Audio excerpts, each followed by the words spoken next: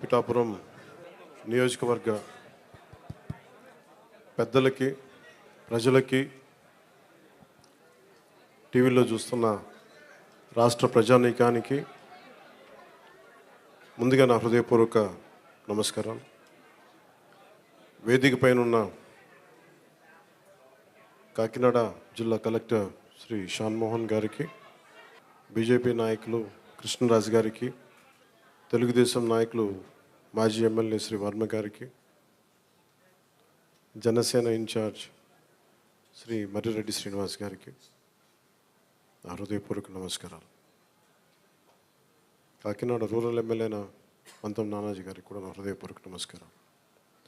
ఈ పెన్షన్ల పంపిణీ కార్యక్రమానికి ఇంత బందోబస్తు నిర్వహిస్తున్న పోలీస్ అధికారులందరికీ, ఎస్పీ గారికి అందరికీ నా హృదయపూర్వక ధన్యవాదాలు, నమస్కారాలు.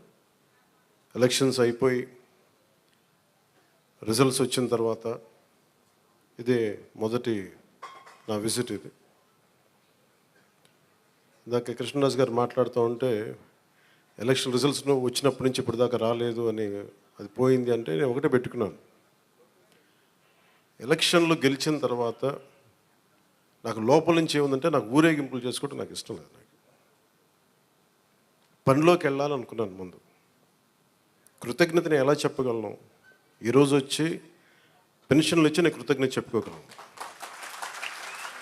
ఎందుకంటే నేను ఒకటి పెట్టుకుంది ఏంటంటే, ఒక సభ పెట్టాలి అంటే చాలా శ్రమ అవసరం అవుతుంది. ఒకసారి పోలీస్ శాఖ నలిగిపోతూ ఉంటారు. చాలా వనరులు, మానవ వనరుల దగ్గర నుంచి అన్ని రకాల వనరులు చాలా అత్యవసరం అయితే తప్ప అది ముందుకు తీసుకెళ్ళకూడదని అనుకుంటాను. సో ముందుగా నేను ఒక భారీ సభ పెట్టో లేదంటే ఊరేగింపులు చేసుకొని ఇవన్నీ చేయడానికి ఇబ్బంది ఏం లేదు. కానీ చేస్తే చాలా విలువైన మీకోసం పనిచేసే సమయం పోతుంది. పైగా నేను తీసుకునేవి చాలా కీలకమైన శాఖలు: పంచాయతీరాజ్ శాఖ, అటవీ పర్యావరణ శాఖ, దాంతోపాటు పొల్యూషన్ ఉంటుంది, పొల్యూషన్ శాఖ, అలాగే సైన్స్ అండ్ టెక్నాలజీ. పంచాయతీరాజ్లో దాదాపు 3 చాలా కీలకమైన విభాగాలు ఉంటాయి. వాటన్నిటినీ చదవడానికి, అవగాహన చేసుకోవడానికి చాలా సమయం పడుతుంది. ఆ పరిపాలన అంటే ఆ శాఖ తాలూకు పరిపాలన వ్యవస్థ ఎలా ఉంటుంది, అడ్మినిస్ట్రేటివ్ డిఫికల్టీస్ ఏముంటాయని, సో ఇవన్నీ అర్థం చేసుకోవడానికి నేను ఈ సమయం తీసుకున్నాను. ఈ సందర్భంగా నేను పిఠాపురం నన్ను గెలిపించిన, భారీ మెజారిటీతో గెలిపించిన ప్రజలందరికీ నేను రుణపడి ఉంటాను. నేను ఎక్కువ మాటలు చెప్పి తక్కువ పని చేయదలుచుకోలేదు, తక్కువ చెప్పి ఎక్కువ పని చేయదలుచుకున్నాను. ఇది మొన్నదాకా మనం తిట్టుకున్నాం, గత ప్రభుత్వాన్ని విధానాలని మనం అనుకున్నాం, విమర్శించాం. ఇప్పుడు ఛాలెంజ్ ఏంటంటే, మనం ఏ ప్రామిసెస్ అయితే చేశామో, ముఖ్యంగా ఇందాక మన దివ్యాంగుల మనకి ఆ సోదరి మాట వింటూ ఉంటే, నేను ప్రతిసారి జనవాణి కార్యక్రమానికి వెళ్తున్నప్పుడు ఎన్నోసార్లు వాళ్ళు కూర్చొని అవగాహన చేసుకున్నాం. ఈ 3,000 ఇవ్వలేని పరిస్థితులు, ఒకళ్ళు ఇచ్చిన చాలని పరిస్థితులు. ప్రతిసారి చాలా సందర్భాల్లో నేను చంద్రబాబు గారు దీన్ని చెప్పాను. ఈ అత్యంత వెనకబడ్డ, నిర్లక్ష్యానికి గురి కాబట్టి ఎవరు ఉన్నారంటే దివ్యాంగులే మన భారతదేశ సమాజం ముందుగా మనం పెట్టుకోవాల్సింది. ఆ క్రమంలో ముందుగా ఈరోజు మేము మాట్లాడుకున్నప్పుడు చాలాసార్లు చెప్పాను ఇట్లాంటివి ఉండాలి అని. అలాగే స్కిల్ డెవలప్మెంట్, ఇలాంటి మీరు చూస్తే మొదటి పెంచిన ఈ పెన్షన్లో పెన్షన్ విధానం గత ప్రభుత్వం మాట్లాడుతున్నప్పుడు, ఇంత కృష్ణరాజు గారు మాట్లాడుతా, మేము వస్తే ఈ పెన్షన్ విధానాన్ని రద్దు చేస్తారు, మేము దానికి కొన్ని ఇంతలు పెంచి ఇచ్చాను తప్ప తగ్గించలేదు. ఇది చాలా ఛాలెంజింగ్, అది కూడా చెప్తున్నాను మీకు. మనకి ఏదైతే ఇవ్వాలో వెల్ఫేర్ స్కీమ్స్ ఇవ్వాలి, ఖచ్చితంగా వెల్ఫేర్ స్కీమ్స్ చాలా ఎసెన్షియల్. కానీ దాంతోపాటు అభివృద్ధి కూడా కావాలి. ఈరోజు నేను పంచాయతీరాజ్ శాఖ లెక్కలు చూస్తూ ఉంటే అసలు అడ్డగోలుగా నిధుల్ని అటు ఎటులిపినే తెలియట్లేదు. మీరే చూశారు, ఒక చిన్నపాటి కాలువకి ఒక మండలానికి కావాల్సిన డబ్బులు ఒక 15 కోట్లు 10 కోట్లు, ఏది ఒక చిన్నపాటి మినీ రిజర్వాయర్ అవసరం ఏదైనా ఉంది, లేదంటే మనకి చిన్న కాలువల మరమ్మతులు కానీ వాళ్ళ ప్రయారిటీ, వాళ్ళు మంచిగా చెడ ఇవన్నీ పక్కన పెడితే వాళ్ళ ప్రయారిటీ 600 కోట్లు పెట్టి ఋషికొండలో ప్యాలెస్ కట్టుకున్నారు. అదే 600 కోట్లు ఈ పాటికి మనకి మనకి ఇక్కడ కనుక పెట్టుంటే ఒక జిల్లా అభివృద్ధి అయిపోయింది. సో మేము తీసుకున్న ప్రయారిటీ అది. హంగులకి ఆర్భాటాలకి కాకుండా, నేను ఈ రోజున పంచాయతీరాజ్ వ్యవస్థ నేను నడిపే వ్యక్తిగా చెప్తున్నాను మీకు, ఇందులో నా సైడ్ నుంచి కరప్షన్ ఉండదు, నేను మీకు మాటిస్తున్నాను. అది పర్యావరణ శాఖ సంబంధించి దాన్ని బలోపేతం చేస్తాం. అకౌంటబిలిటీ, ఎన్విరాన్మెంటల్ ఆడిట్ పట్టుకొస్తున్నాం. ఏ కాలుష్యం ఎందుకు ఉంది, దానికి పారిశ్రామికవేత్తలు ఏం చేస్తారు, ఇబ్బంది పెట్టి భయపెట్టేది కాదు, కానీ వారి బాధ్యత కూడా గుర్తించేలా దానికి ఒక బలమైన ప్రయత్నం చేస్తాం. అలాగే పంచాయతీరాజ్ శాఖలో చూస్తే జల్ జీవన్ మిషన్ ప్రతి ఇంటికి రక్షిత మంచినీరు. మన పిఠాపురం సమస్య కాకుండా మనం కూర్చోబెట్టి ఈ మధ్యన ఈ కొల్లేరు కైకలూరు నియోజకవర్గం గురించి చూస్తే 80% అన్ని చేపల చెరువులు ఉన్నాయి, తాగడానికి నీళ్లు లేవు. గోదావరి పారుతూ ఉంది, మన గోదావరి జిల్లాలో గోదావరి నది పారుతూ ఉంది, కానీ తాగడానికి ఇబ్బంది పడిపోతూ ఉన్నాం. మన పిఠాపురం చూస్తే వెళ్తే ఎక్కడ చూసినా ఉప్పాడ, మనకి కొత్తపల్లి ఉప్పాడ ప్రాంతం, మిగతా ప్రాంతాలకు వెళ్తే తాగడానికి మాకు నీళ్ళు లేవు. కేంద్రం నుంచి ఎన్ని నిధులు ఉన్నాయంటే జల జీవన్ మిషన్కి అసలు నిధులకి కొరత లేదు, మనం అడగాలి తప్ప. ఎందుకు చేయలేకపోయారు అంటే దానికి అర్థం కాలేదు నాకు. పంచాయతీరాజ్ అధికారులు చెప్పింది, కేంద్ర జల జీవన్ మిషన్కి ప్రతి ఇంటికి రక్షిత మంచినీటికి మీరు డబ్బులు అడగాలే కానీ ఇస్తారు. ఒకసారి కొన్ని పథకాలు కేంద్రం ఇచ్చేది 70% ఉంటుంది, 90% ఉంటుంది. దీనికైతే చాలా మ్యాక్సిమం ఉంది. దీనికి నాకు ఎగ్జాక్ట్ ఫిగర్ గుర్తులేదు, 90, 70 అని. అంటే మ్యాచింగ్ గ్రాంట్ ఇవ్వలేని పరిస్థితిలో ఉంది. మ్యాచింగ్ గ్రాంట్ కొన్ని చోట్ల 40 కోట్లు ఉంది, 50 కోట్లు ఉంది. 40, 50 కోట్లు 200, 300 కోట్లు చేస్తే మనకి కేంద్రం నుంచి 1000 కోట్లు వచ్చేస్తాయి. అంత మ్యాచింగ్ గ్రాంట్ కూడా ఇవ్వలేని పరిస్థితిలో, మ్యాచింగ్ గ్రాంట్ ఇవ్వలేకపోయారు, కానీ ఋషికొండలో ఇల్లు కట్టుకున్నారు. వీళ్ళు బూడిదలో పోసిన పన్నీరు, అది బాధేస్తుంది. అంత విలాసవంతమైన భవనం, ఓకే, వాళ్ళు అనుకున్నట్టుగా నేను వాళ్ళ ఆ వాదనకి నేను సరే అంటున్నాను, ఓకే, మీరు అన్నట్టుగానే అది కూర్చోబెట్టి ఎవరైనా విఐపీస్ వస్తే ఉండటానికి అంత అవసరం ప్రస్తుతం. నాకే క్యాంప్ ఆఫీస్ ఇస్తే నన్ను అడుగుతూ ఉన్నారు, ఏం చేయమంటారు మరమ్మతులు అంటే, ఏం చేయకుండా అలా ఉంచండి అన్నాను.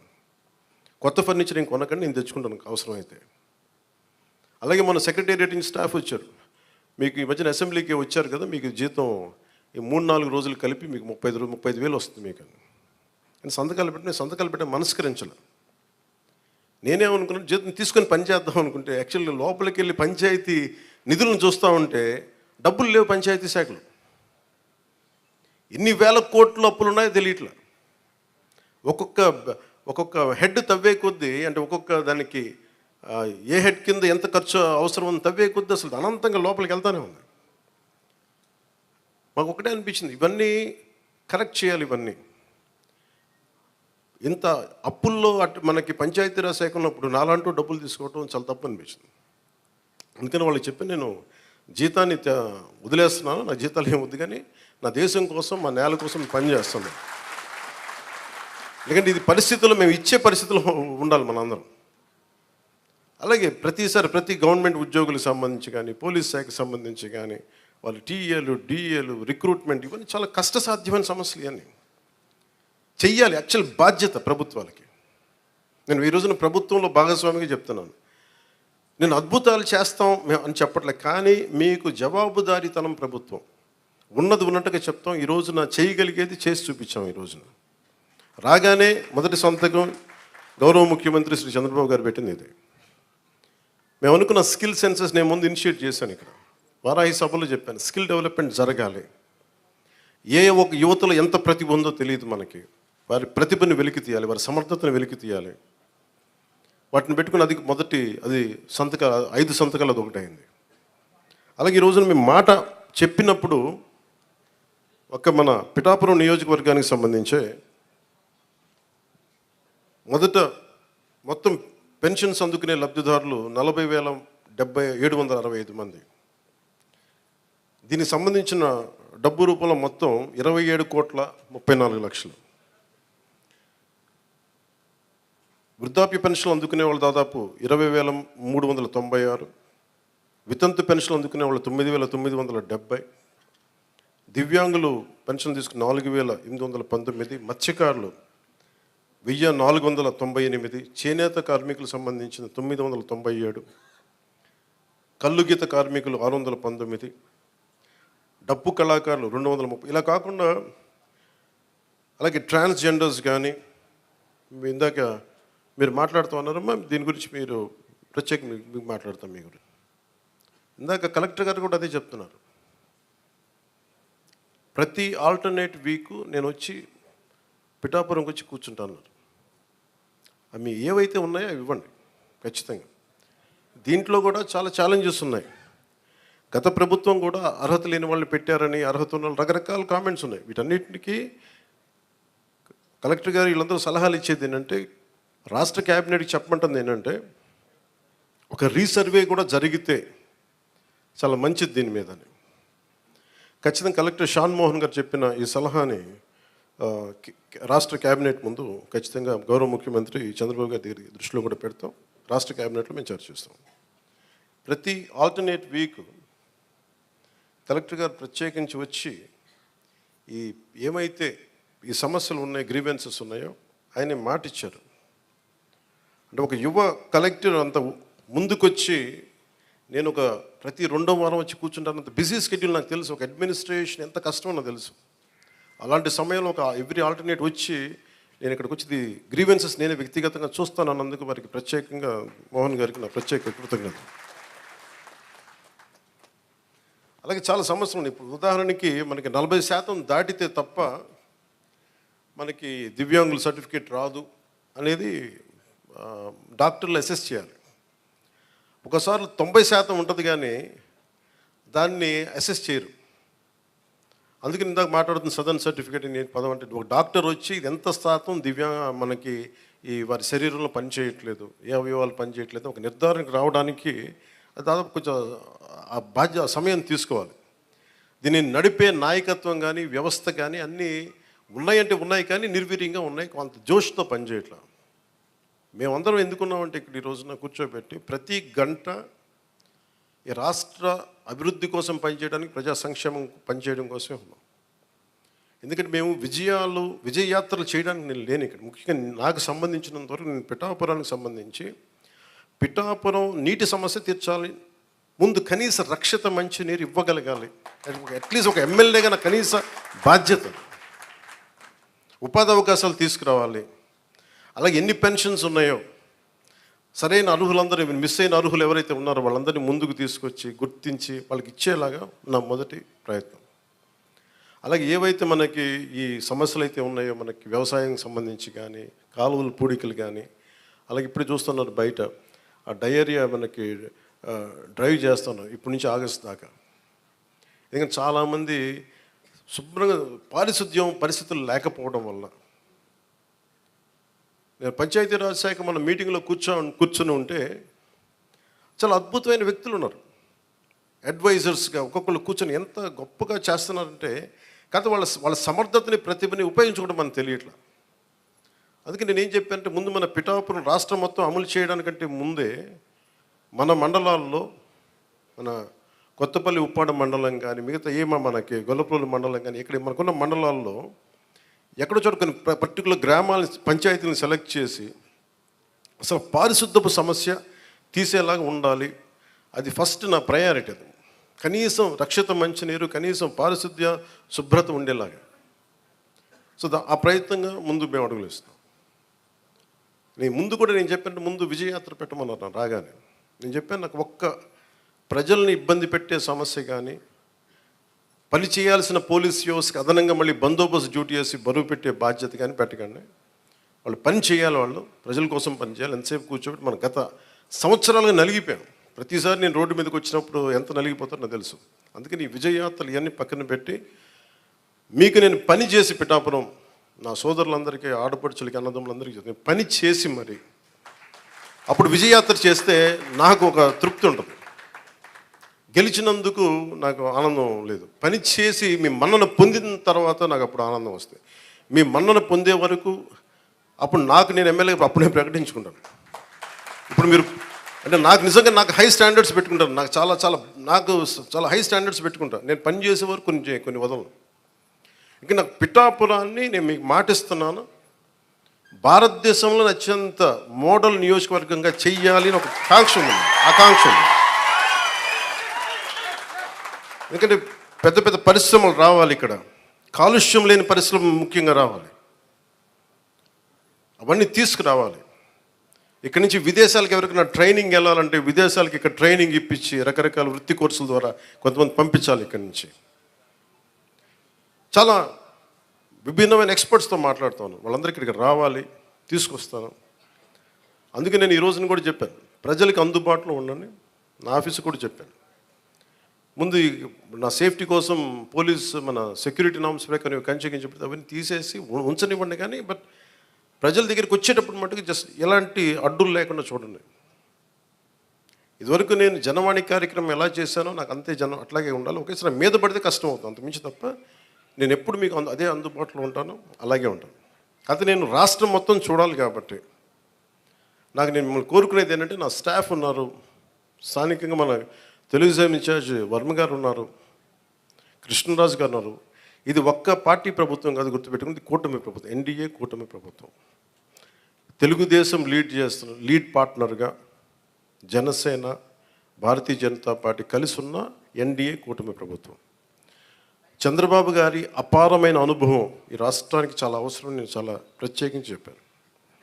ఈరోజు నేను ఫస్ట్కి ఆయన పెన్షన్లు ఇవ్వడం నాకు ఎందుకు ఆనందం అనిపించిందంటే, ఈ ఫైనాన్స్ జగ్యులరీని, ఈ ఆర్థిక అస్తవ్యస్తల్ని ఆయనదైన అనుభవంతోనే దాన్ని అందుకని మీకు ఫస్ట్ చెప్పిన రోజుకి పెన్షన్ ఇవ్వగలిగారంటే నెల రోజులు కూడా కాలేదు, అందరూ ఛార్జెస్ తీసుకొని. ఆయన అనుభవం వల్ల ఈ రోజున మీకు వెంటనే మీ చేతికి ఇలా వచ్చినాయి. అది కూడా ఆయన మాట చెప్పారు, 3 నెలలు ఆ ప్రభుత్వంది మీకు ఇస్తాం ఆ సమయంలోది. అలాగే కూర్చోబెట్టి ఒక 7,000 ఇవ్వడం కానీ, మీకు ముఖ్యంగా దివ్యాంగులకు 15,000, మీరు అడిగింది 10,000 అమ్మ రోజున మీరు అడిగారు, కానీ 15,000. ఇదేంటంటే మీరు ఒకళ్ళు కాదు, నాకు తెలుసు మందకృష్ణ మాదిక్ గారు ఎంత చేశారో నాకు తెలుసు. అది ఆయనకి నిజంగా ఈ సందర్భంగా ఆయనకి మనస్ఫూర్తిగా నేను ఆయన అభినందిస్తున్నాను. అంటే ఒకసారి మీరు అర్థం చేసుకోవాల్సింది, ఇది నేను రిపీటెడ్గా నేను ఫస్ట్ ప్రభుత్వం బాధ్యత తీసుకున్న తర్వాత, ఉప ముఖ్యమంత్రి స్థానం తీసుకున్న తర్వాత నేను ఫస్ట్ నాకు భయం లేదు నాకు. ఎందుకంటే నేను 10 రూపాయలు డబ్బులు వెనక్కేసుకోవాలనో లేదంటే నాకు కొత్త పేరు రావాలనో నాకు నిజంగా లేదు. నాకు ప్రజల్లో చాలా సుస్థిరమైన స్థానం ఇచ్చారు. నేను ఒక నటుడిగా పూర్తి స్థాయిలో ఉన్నప్పుడు నాకు డబ్బు కుదరలేదు. నాకు రాజకీయాలకి డబ్బుకి సంబంధం లేదు నాకు. సో డబ్బులతో నాకు రాజకీయాలు ముడిపడి, అందువల్ల నేను చేసేటప్పుడు మీకు మొత్తం సాయశక్తిలో పెట్టేస్తాను. మీరు చెప్పిన ప్రతి సమస్యకి పెడతాను. కాకపోతే డబ్బు అందరికీ ఏముంటుందంటే, ప్రభుత్వం రాగానే అన్ని సమస్యలు చిటికలో అయిపోతాయి. కానీ చిటికలో అయ్యే వరకు పనిచేస్తాం. ఇదేంటంటే మీకు వినే ప్రభుత్వం చెప్పడానికి నేను ప్రభుత్వ ప్రతినిధిగా చెప్తున్నాను. మీరు ఎప్పుడైనా సరే మీరు మమ్మల్ని నిలదీయండి అని నేను అడిగానప్పుడు, మీరు ఓటేశారో లేదో నేను కూడా అడగట్లా. ఇందాక చాలా నా పెద్దలు వేదిక పైన మాట్లాడుతూ ఒకటే చెప్పారు, ఈ పార్టీ కాకపోతే మేము పెన్షన్లు తీసేస్తున్నారు. కృష్ణరాజు గారు చెప్తా ఉన్నారు, వాళ్ళ పార్టీ మెంబర్లు అయితేనే మేము ఇస్తాం. నేను మీకు మాటిస్తున్నాను, గత ప్రభుత్వంలో కాదు, మీరు ఏ పార్టీకి సంబంధించిన వారైనా కనీసం మీకు ఇవ్వటం అది మా కనీస ధర్మం, ఈ ప్రభుత్వ బాధ్యత. పిఠాపురంలో తీసుకొచ్చి మీకు అలాంటి సమస్య ఏదైనా ఉంది అంటే, మీరు ఓటు వేయకపోయినా కానీ అర్హత ఉన్న వారికి అది మీకు ఇంటికి వచ్చి తీరుతుంది. చాలా ఛాలెంజింగ్ ఏంటంటే, దీంట్లో గత ప్రభుత్వం విలేజ్ వాలంటీర్స్ అని ఒక ప్రైవేట్ సంస్థను పెట్టారు. డోర్ డెలివరీ చేస్తాం పెన్షన్స్ అని, మంచిది అది. కానీ దాంట్లో ఒక కీలకమైనది ఏంటంటే, ప్రతి పెన్షన్కి మా దృష్టిలో ఉన్నది, ప్రతి నియోజకవర్గంలో ఉన్నది కనీసం 100 తక్కువ కాకుండా 300 కనీసం దాంట్లో ఇచ్చినందుకు వాళ్ళు తీసుకునేవారు. దాన్ని లంచం అంటామా లేదంటే చిన్న నజరానా అంటాం, ఏదంటాం, దానికి ఏదైనా పేరు పెట్టుకోవచ్చు. అలా కాకుండా చంద్రబాబు గారి ఆధినాయకత్వంలో ఉన్న ఈ కూటమి ప్రభుత్వం, తెలుగుదేశం లీడ్ పార్ట్నర్గా ఉన్న ఈ కూటమి ప్రభుత్వం జనసేన వెన్నుదన్నుగా నిలబడ్డ ఈ కూటమి ప్రభుత్వం, భారతీయ జనతా పార్టీ ఆశీస్సులు, కేంద్ర నాయకుల ఆశీస్సులతో నిలబడ్డ ఈ ప్రభుత్వం. నువ్వు చప్పలు కూడా నచ్చింది, నువ్వే చప్పలు, మోదీ గారి చప్పలు కొట్టాలి మనం చేసిన కృషికి. నువ్వు అర్థం చేసుకున్నావు. ఒక్కటే మోగింది కానీ మొత్తం అందరూ మోగింది నీ వల్ల. అంటే ఇది వాలంటీర్స్ లేకపోతే పెన్షన్లు ఆగిపోతాయి, వాలంటీర్స్ లేకపోతే పెన్షన్లు ఆగిపోతాయి అని భయపెట్టేశారు అందరూ. మీరు చెప్పండి, ఎక్కడ ఆగినాయి? ఎక్కడ ఆగలేదు. అంటే ఆగకపోగా రెట్టింతలు వచ్చి మీకు ఇంటికి వచ్చింది. అంటే సెక్రటరీ, అంటే నేను ఒకటే అడిగాను మన పంచాయతీ రాజ్లో. అంటే మనకి జిల్లా మొత్తం మీద 620 సెక్రటేరియట్స్, వీళ్ళందరూ ప్రభుత్వ ఉద్యోగులు.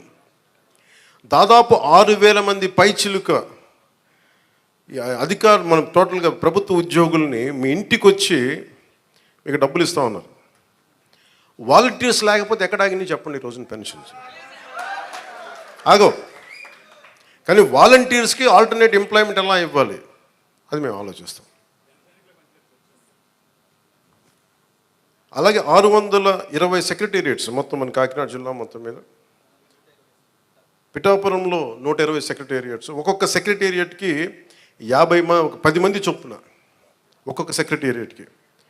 అలాగే ఒక పిఠాపురంలో దాదాపు 1000 మంది పైచిలుకు ప్రభుత్వ ఉద్యోగులు ఇంకా అదనంగా అవసరమైతే వాళ్ళతో కూర్చొని గతంలో 3 రోజులు 4 రోజులు ఇచ్చాడు. ఇలా కాకుండా ఈరోజు పొద్దున 6 గంటలకు మొదలు పెడితే ఈరోజు రాత్రికి దాదాపు 100% అయిపోవాలి. ఒకవేళ 1-2 ఎవరైనా లేక ఇళ్లలో లేకపోయినా, ఇంకో పరిస్థితుల్లో ఉండకపోయినా రేపు అయిపోద్ది. మ్యాక్సిమం రేపు మధ్యాహ్నంలోపు అయిపోవాలి.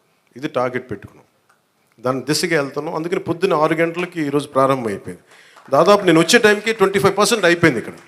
అదే మీరు ఊహించుకోండి, ప్రభుత్వ ఉద్యోగికి బాధ్యత ఉంటుంది. మీకు డబ్బులు ఇచ్చేటప్పుడు మిమ్మల్ని డబ్బులు అడగడానికి లేదు.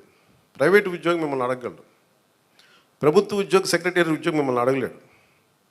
ఒకళ్ళు అడిగితే మీరు చేస్తుంది it will become an accountability, జవాబుదారీతనం. పలానా ఉద్యోగి వచ్చి అడిగాడని అక్కడున్న మా కూటమి నాయకులకి ఎవరికి ఒక్కరికి చెప్పినా, లేదంటే సంబంధిత అధికారులు చెప్పినా, ఎందుకంటే మీ కష్టం అది.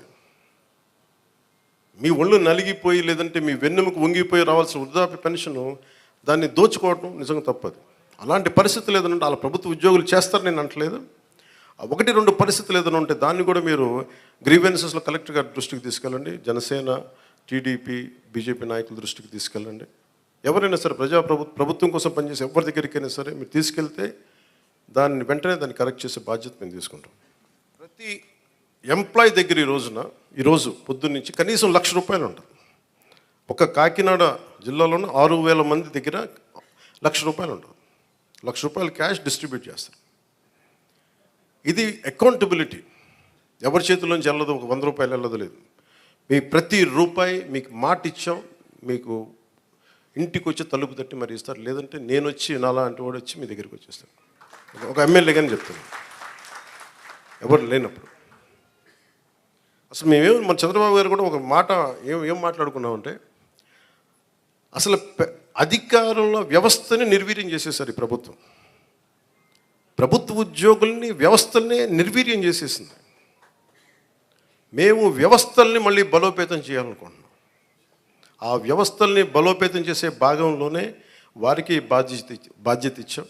వారే ఈ రోజున మీకు ఇంటింటికి వచ్చి తిరుగుతూ ఉన్నారు. అలాగే ఐపీఎస్ కానీ, ఐఏఎస్ కానీ, రెవెన్యూ కానీ.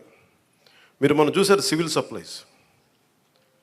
సప్లైస్ మన జనసేన పార్టీ నుంచి వచ్చిన మనకి మంత్రి శ్రీ నాదెండ్ల మనోహర్ గారు ఎన్ని వేల టన్నులు పట్టుకున్నారో మీకు తెలుసు. ప్రభుత్వానికి చెందాల్సిన అవి మన ప్రజలకు చెందాల్సిన రైస్ అది. మేము మాట్లాడుతున్నప్పుడు అందరూ ఆ రోజు ఎంతమంది నమ్మారు ఖచ్చితంగా. కానీ ఈరోజు మేము వాస్తవంగా చూపిస్తున్నాం. మీరు మా మీద పెట్టుకున్న నమ్మకాన్ని మేము చూపిస్తున్నాం. గోడౌన్లో ఎంత రైస్ ఉందో చూడండి. ఎవరి డబ్బు అది? ఇప్పుడు మీరు అడుగుతూ ఉన్నారు మీరు గోవిందరావు గారు, మన డబ్బు అది. మీకు అర్థమవుతుందా? మీరు ఎవరు వ్యక్తులు నాకు అనవసరం. అది మీకు డబ్బు సంపద పెరిగితే మనం డబ్బులు ఇవ్వగలం. సంపద లేకుండా కూర్చోబెట్టి ఇండివిజువల్స్ రిచ్ అయిపోతున్నారు. ఇక్కడ వ్యవస్థల్ని చంపేస్తున్నారు, వ్యక్తులు పెరుగుతూ ఉన్నారు. వ్యవస్థలు పెరిగి డబ్బు ఉంటే తప్ప మీరన్నగా 40 కాదు 1,00,000 మందిలో డబ్బు ఇవ్వగలం. మేము దానికోసం పనిచేస్తున్నాం. కొంత మీరు పెద్ద మనసుతోటి మాకు మీ ఆశీర్వాదం కావాలి. పని చేయడానికి సిద్ధంగా ఉంది, మనస్ఫూర్తిగా చెప్తున్నాను, దాటేయడానికి చెప్పట్లేదు. కానీ ఇంత అడ్డగోలుగా అవినీతి ఉందండి, ఇంత అడ్డగోలు అవినీతి ఉంది. ఒక్కొక్క చోట వెరైటీస్ మైన్స్ లేవు, ఆల్మోస్ట్ నీళ్ళు ఖాళీ చేశారు. కడప లాంటి చోట్ల మైనింగ్ కానీ ఇసుక కానీ ఇప్పుడు తవ్వాలి ఒక్కొక్కటి ఎన్ని బయటపడతాయో తెలియదు. గత ప్రభుత్వం నేను చెప్పాను మీకు, ఇది విండిక్టివ్ గవర్నమెంట్ కాదు, ఇది కరెక్షన్ గవర్నమెంట్. ఇది తప్పులు ఎవరు చేసినా కరెక్షన్ చేస్తాను తప్ప కూర్చోబెట్టి సాధించడానికి మేము లేవు. అందుకే మీరు చూస్తే మేము ఎక్కడ కూడా కూర్చోబెట్టి వాళ్ళు ఎన్ని మాట్లాడుతున్నా వ్యక్తిగతంగా ఎందుకు మాట్లాడమంటే వీఆర్ ప్రో పీపుల్, ప్రజల కోసమే పనిచేసే ప్రభుత్వం ఇది. మేము విండిక్టివ్గా ఉన్నాం, మేము దాంట్లో నేను ఎక్కువ. కానీ అలా అని చెప్పి మీ తప్పుల్ని దాయం మేము. ఇప్పుడు మీరు రైస్ దాచేసారు మీరు అక్కడ మీ గోడౌన్లో, దాన్ని బయటికి తీస్తాం. దానికి సంబంధించిన వ్యక్తులు మీరు తప్పు చేస్తే దాన్ని భరించండి. మరి దాంట్లో మేము దెర్ ఇస్ నో కాంప్రమైజ్. ముఖ్యంగా ప్రతి చోట్ల కీలకమైంది కనీస రక్షిత మంచినీరు, కనీస సౌకర్యాలు, రోడ్లు కానీ మౌలిక వసతులు కానీ ఇవన్నీ బాగుండాలి. దానికోసం ముందస్తుగా వెళ్తున్నాం. క్యాబినెట్ మీటింగ్లో మాట్లాడుతుంది ఏంటంటే రోడ్లు వేయాలి. ఫస్ట్ రోడ్లు వేయాలంటే డబ్బులు ఎక్కడ ఉన్నాయి, డబ్బులు ఎక్కడి నుంచి తీయాలి? ఈ కనిపించిన ప్రతి చోట ఆమె తీసేసుకున్న డబ్బులు. మీకు ఎట్లా ఉంటుంది, మీరు ఒక్కొక్క స్లైడ్ చూపిస్తూ ఉంటే డబ్బులు వరుసగా ఉంటాయి. మీరు చూడండి, చిన్న నా జీవితంలో నేను ఇప్పుడు దాకా నేను ఇన్ని 100 కోట్లు సంపాదించాను. లాస్ట్ నేను 10 years నేను కూర్చోబెడితే లాస్ట్ నేను సినిమాలు వచ్చినప్పటి నుంచి సినిమాల్లో నేను సంపాదించింది. అలాంటి నేను నా ఆడిటర్ ఏదైనా చెప్తే నేను ఆ లెక్కలు చూపించేవాడు. నాకు ఆయన ఈ లెక్కలు ఇట్లా ఉంటాయి, ఇవి ఉంటాయి, మీకు ఏమంటారు, ఈ హెడ్ కింద ఇంత ఖర్చు అయింది, దీనికి ఇంత ట్యాక్స్ కట్టింది అంటే నా తలపోటు వచ్చేసేది.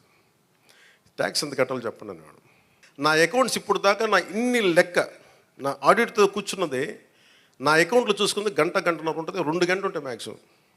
ఏది నేను చెప్పి లాస్ట్ 20 years నుంచి నేను అడిగి ఒకటే ప్రశ్న, ఎంత ట్యాక్స్ కట్టాలి, కట్టేయండి, ఇచ్చేయండి. కానీ ప్రజల డబ్బుకి వచ్చేటప్పటికి నేను మొత్తం కూర్చున్నాను. 4 గంటలు ఒక్కొక్క సెషన్లో కూర్చుంటే ఇక్కడ 3,000 కోట్లు పోయింది, ఇక్కడ 400 కోట్లు. అంటే ఆ ఫిగర్ నేను ఆడిటర్ కాదు, గుర్తుపెట్టుకుని నేను ఆడిటర్ కాదు నేను.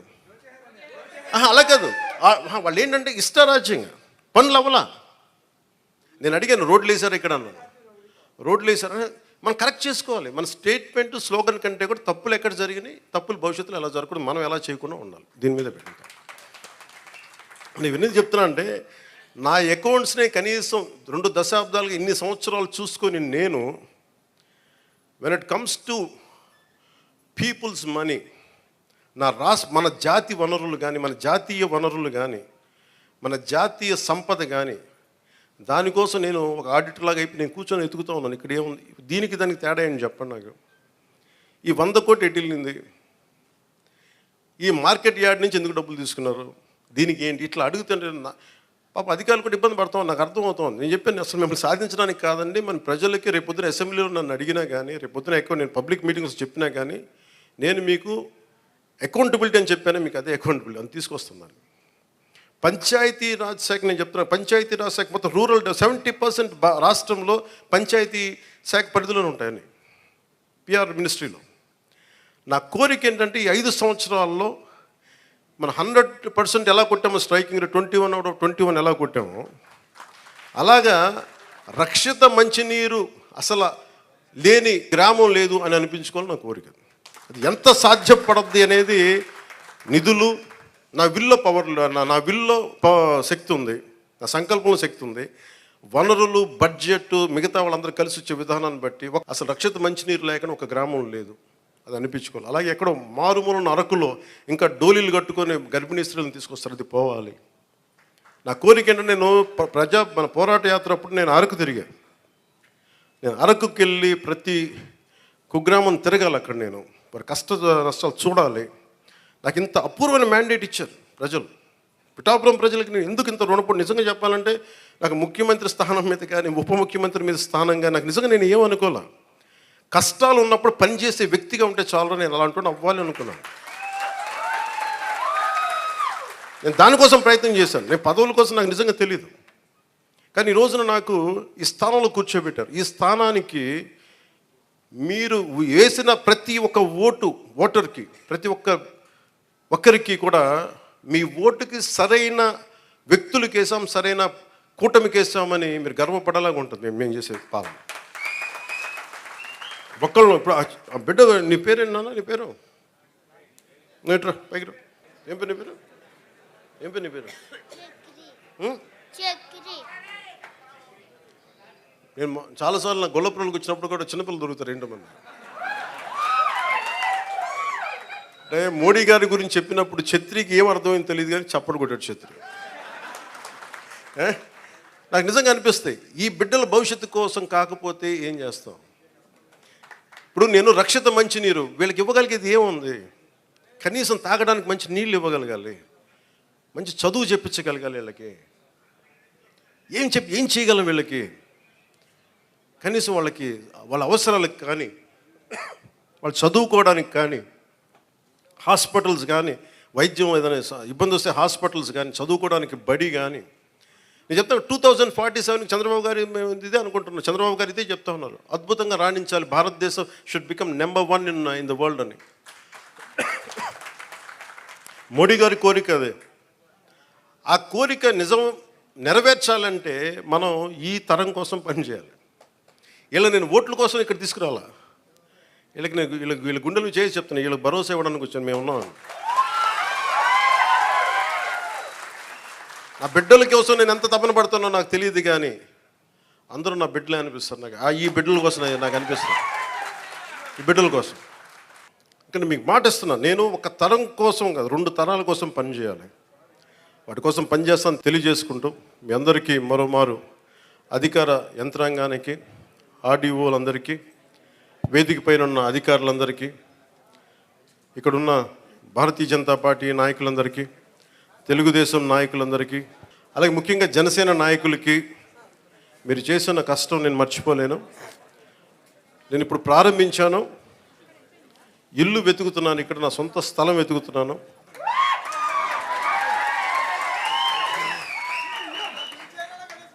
సొంత ఇల్లు కట్టడానికి నిర్ణయించుకున్నాను, ఇక్కడ కట్టబోతున్నాను. సో మీ అందరి ఆశీర్వాదాలు కావాలి, మీకు ఎప్పుడు అందుబాటులో ఉంటానని తెలియజేసుకుని సెలవు తీసుకున్నాను. ఇక్కడున్న మీడియా సోదరులందరికీ ప్రత్యేక ధన్యవాదాలు తెలుపుకుంటూ సెలవు తీసుకున్నాను. జై హింద్.